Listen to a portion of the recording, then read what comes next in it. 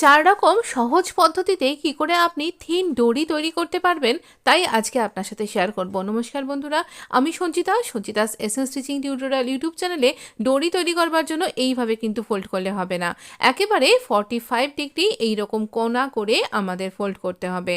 আর এদিকটাতে একটা সমকোণ, এদিকটাতে একটা 45 ডিগ্রি কোণ, এইভাবে আমাদের কিন্তু কাপড়টাকে ভাঁজ করে নিতে হবে। আর চেষ্টা করবেন ডরি তৈরি করবার জন্য যত বেশি সিল্ক ফ্যাব্রিক হতে পারে বা আপনি খুব পাতলা সুতির ফ্যাব্রিক হতে পারে, তাহলে সব থেকে ভালো হবে। আর 1.5 ইঞ্চ মানে 1.5 ইঞ্চি মতন আপনি এখানে কিন্তু ফ্যাব্রিকটার ওয়েটটা নিয়ে এটাকে কাট করবেন। আমি এইভাবে কোনাকুনি করে এইরকমভাবে কাট করলাম। এর কমে যদি কাট করেন তাহলে দড়িটা পাল্টানোর সময় একটু অসুবিধা হয়, তাই জন্য এইভাবে বললাম। আর দড়িটা যতটা মোটা হবে ততটাই আপনার কিন্তু কাজ করতেও সুবিধা হবে। তো এইভাবে আমরা এখানে কোনাকুনি করে কাট করলাম। স্ট্রিপগুলো এগুলো সব বায়া স্ট্রিপ। দড়ি সবসময়তেই বায়া স্ট্রিপ দিয়ে যদি করেন তাহলে সব থেকে তার ভালো ফিনিশিংটাও হয়। তবে শেষে একটা টুইস্ট আছে, অবশ্যই কিন্তু দেখতে ভুলবেন না। তো এইভাবে কাট করে নিলাম। এবার কি করে বায়া স্ট্রিপকে জুড়বো, তো এইরকম দুটো দিক দেখুন, দুদিকে কোনা করে রয়েছে। তো এই দুটো দিকের কোনাকে আমি এইরকমভাবে একটা দিক স্ট্রিপকে আরেকটা স্ট্রিপের ওপর এইভাবে ওভারল্যাপ করে নেবো, যেমনটা আমি দেখালাম। দেখানোর পর দেখুন যেভাবে ওভারল্যাপ করেছি এই কোনাগুলো একটু বেরিয়ে থাকবে। আর এখানে আমরা এখানে স্টিচ করে নেব। এবার এইরকমভাবে স্টিচ করে নেব, আপনি ডাবল স্টিচ করতে পারেন। তো এবার আমরা এই কোনা অংশগুলোকে ছোটো ছোটো করে কাট করে দেবো, সমান করে দেবো, তাহলেই আমাদের বায়া স্ট্রিপ কিন্তু স্টিচ করা হয়ে যাবে। এই বায়া স্ট্রিপটা স্টিচ করতে না পারলে কিন্তু আপনি দড়িটা লম্বা করে তৈরি করতে পারবেন না। তো এবার আমরা এই ফ্যাব্রিকটাকে আমরা রং সাইডে স্টিচ করব। যখন স্টিচ করব সেই সময়তে আমরা একটু মুখটা চওড়া করে তারপর সোজা করে সরু করে স্টিচ করব। দেখুন যেভাবে আমি চক দিয়ে এঁকে দিচ্ছি, এতে করে দড়িটা পাল্টানোর সময়তে একটু সুবিধা হতে পারে। তো এইভাবে আমরা এখানটাতে স্টিচ করব। খেয়াল রাখবেন আমরা যেন একই রকমের মাপে স্টিচ করি, কোথাও বেশি চওড়া কোথাও বেশি সরু এমনটা হবে না। আমি যেমন মেশিনের পায়ের ফুটকেই মার্জিন ধরে নিয়েছি, এই রকম মার্জিন করে নিয়ে আমি কিন্তু এখানে পুরোটা স্টিচ করছি।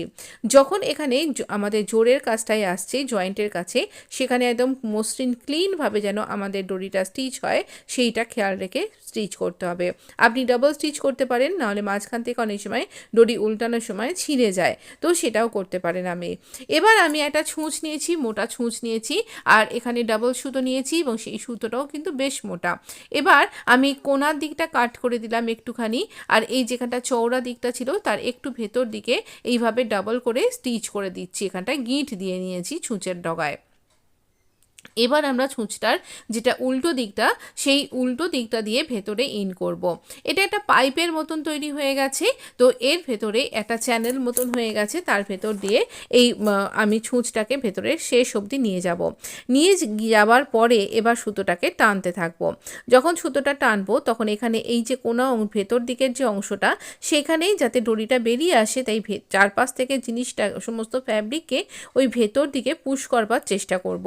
আর একটা হাত দিয়ে আমি এখানে টানছিও একটু একটু করে সুতোটাকে। এইবার একটুখানি যেই এটা ভেতরে ঢুকে যেতে শুরু করবে অমনি কিন্তু দড়িটা পাল্টাতে শুরু করবে। এটা আপনিও দেখবেন, একটুখানি আস্তে আস্তে টানবেন যেন আবার আমাদের দড়িটা ছিঁড়ে না যায়।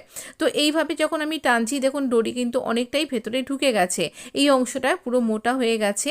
আর এই অংশটা এইরকমভাবে আস্তে আস্তে একটু করে টানছি, আর এইখানটা কুঁচকে যাচ্ছে যে অংশটা, সেখানটাকে টান টান করে আমি সমান করে দিচ্ছি।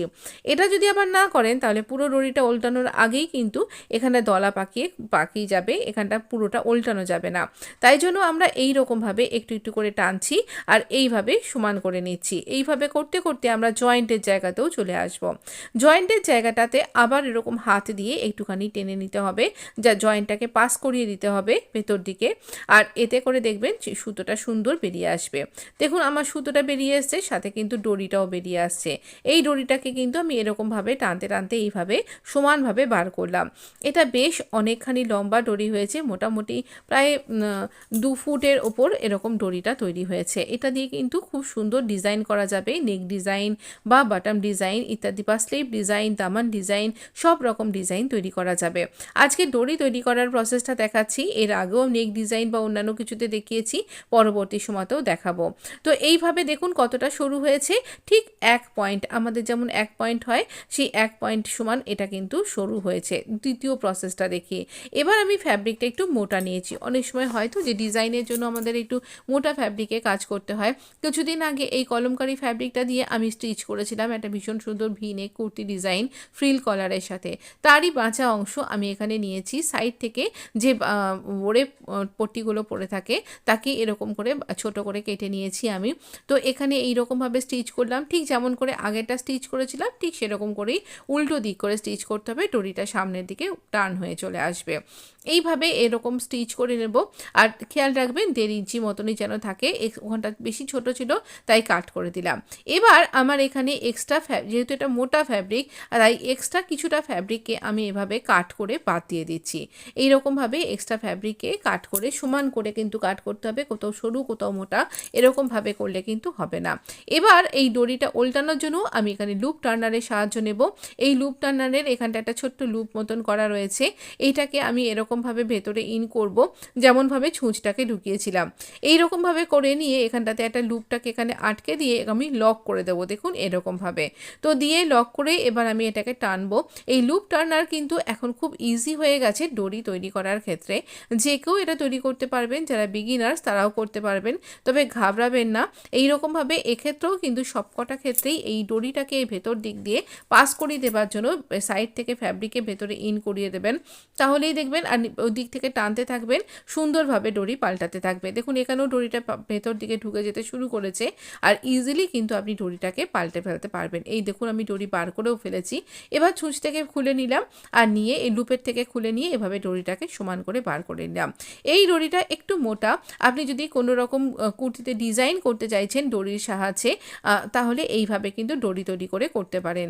দড়ি দিয়ে অনেক রকম ডিজাইন তৈরি করা যায়, আগামী দিনে আমি আপনার সাথে সব কিছু শেয়ার করব।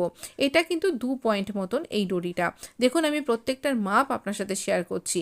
আচ্ছা, 3 নম্বর প্রসেসে আমরা কিন্তু এখানে আমার এই পুরনো মেশিনটায় চলে আসব। আর এটা আমি সিঙ্গেল ফুট ব্যবহার করছি। দেখুন আমি কিভাবে নর্মাল ফুটটাকে খুলে নিয়ে সিঙ্গেল ফুটটা লাগাচ্ছি। যখন ফুটটা চেঞ্জ করব সেই সময় না এখানে ছুঁচকে লক করে দেব, একদম ছুঁচটা যেন ভেতরে ঢুকে থাকে, দেখুন এরকমভাবে।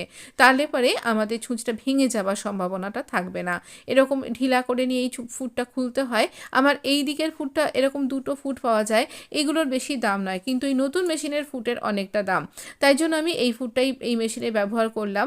তো এইভাবে আমি এখানে দেখুন এক্ষেত্রেও আমরা এরকম বায়াস স্ট্রিপ নিয়েছি, আর বায়াস স্ট্রিপটাকে এরকমভাবে জুড়ে নেব। এরকমভাবে কোনাগুলো বেরিয়ে থাকবে, আর পরে আমরা কোনাগুলোকে সমান করে ছেঁটে দেব।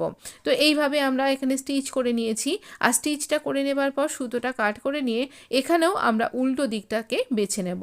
আচ্ছা, আমরা এখানে ব্যবহার করব দড়ি। তো এই যে এগুলোকে কীরকম, এক ধরনের দড়ি পাওয়া যায় যেগুলোতে আমরা নেক ডিজাইন করে থাকি, কট পাইপিং, কট বলা হয় অনেক সময় একে, কট পাইপিংয়ের কাজ করতে গেলে এটা ব্যবহার করা হয়। তো এটাকে আমি আমার এই দড়ি তৈরি করবার ফ্যাব্রিকটার সাথে স্টিচ করে নিলাম এই উপর দিকে। এবার আমার এই দড়িটার পাশ দিয়ে দিয়ে আমি এখানে মানে কর্ডটার পাশ দিয়ে দিয়ে আমি এখানে স্টিচ করব। যেমনভাবে কট পাইপিংয়ের কাজ করি না আমরা, ঠিক এরকমভাবেই আমরা কট পাইপিং তৈরি করে থাকি।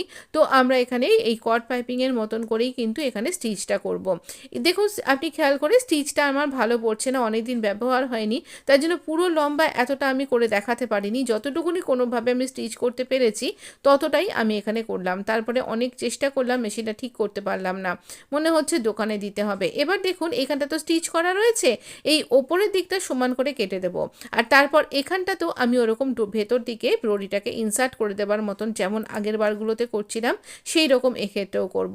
আর এই দড়িটাকে ধরে টানলেই একদম সুপার থিন একটা দড়ি আপনি পেয়ে যাবেন, তো যেটা কিন্তু ডিজাইন করতে ভীষণ সুবিধা হয়। আর বায়াস স্ট্রিপ দিয়ে দড়ি তৈরি করতে হয় এই কারণেই যে কোনো জায়গায় এটা কিন্তু ইজিলি টার্ন হয়ে যায়, মুভ হয়ে যায়, যে কোনো রকমের নেক ডিজাইন বা অন্যান্য কিছুতে এই রকমভাবে দড়ি দিয়ে কিন্তু ডিজাইন তৈরি করা যায়। দেখুন আমার দড়ি কিন্তু বেরোতে শুরু করে দিয়েছে। আমি এই রকমভাবে এই কর্ড পাইপিংয়ের যে কর্ড তার সাহায্যে সব থেকে থিন দড়িটা তৈরি করে ফেলেছি। এভাবে আপনিও কিন্তু করতে পারবেন। আমি না মেপে দেখিয়ে দিচ্ছি, দেখুন এটা ওই রকমই 1 ইঞ্চির মানে 1 ইঞ্চির যে একটা দাঁড়ি তার থেকেও কিন্তু একদম সমান ছোট হয়েছে, থিন হয়েছে। 4 নম্বর প্রসেসটা, আমাদের কাছে সবসময় তো ওরেপ স্ট্রিপ নাও থাকতে পারে, সেক্ষেত্রে আমরা এরকম সোজা স্ট্রিপ নেব, কিন্তু আড়ের দিকের ফ্যাব্রিকটা নেব। আড়ার দিকের যে ফ্যাব্রিক হয় তাতে দেখুন একটা লাচাক থাকে, মানে এখানটাকে টানলে পরে এটা কিন্তু বেড়ে যায়, সোজা দিকে কিন্তু সেটা থাকে না। তাই আড়া দিকের অনেক সময়তে আমরা নেক ডিজাইন করতে ক্যানভাসটাও আড়ার দিক করে কাট করি, বিশেষ করে কলারের ক্ষেত্রে। তো এই রকমভাবে আমরা এখানটাতেও কিন্তু একই রকমভাবে স্টিচ করব। আর এক্ষেত্রে দেখবেন সমানভাবেই কিন্তু এটাও আপনি ইজিলি টার্ন করতে পারবেন। তবে এটা দিয়ে আমি বলবো নেক ডিজাইনের ক্ষেত্রে আপনি ওই রকম ওরেভ হয়ে বা বেশি টার্ন হচ্ছে যেরকম, সেই রকম ডিজাইন না করে সোজা সোজা ডিজাইন করতে পারেন, তবে সেক্ষেত্রেও হবে, খুব একটা অসুবিধা মনে হয় হবে না। লুপ তৈরি করার ক্ষেত্রে, বাটনের লুপ তৈরি করার ক্ষেত্রে এইভাবে তৈরি করতে পারেন, সুবিধা হবে। তো এখানে আমি লুপ টার্নারের সাহায্যে এটাকে টার্ন করে নিচ্ছি, কারণ আমার এই 4টে পদ্ধতির মধ্যে আমার সবথেকে বেশি ইজি লেগেছে এই লুপ টার্নারটা। আর ছুঁচ দিয়ে তৈরিটাতে তো লাগেই, কিন্তু যারা বিগিনার্স তাদের অনেক সময় হাতে লেগে যাওয়ার ভয় থাকে। তো এই লুপ টার্নারটা খুব সহজেই তৈরি করা যায়। এই রকমভাবে আমি এটাকে টেনে নিয়ে ডরিটা তৈরি করে নিলাম। একবার দেখে নেব কীরকম মাপের হয়েছে আমার এই ডরিগুলো।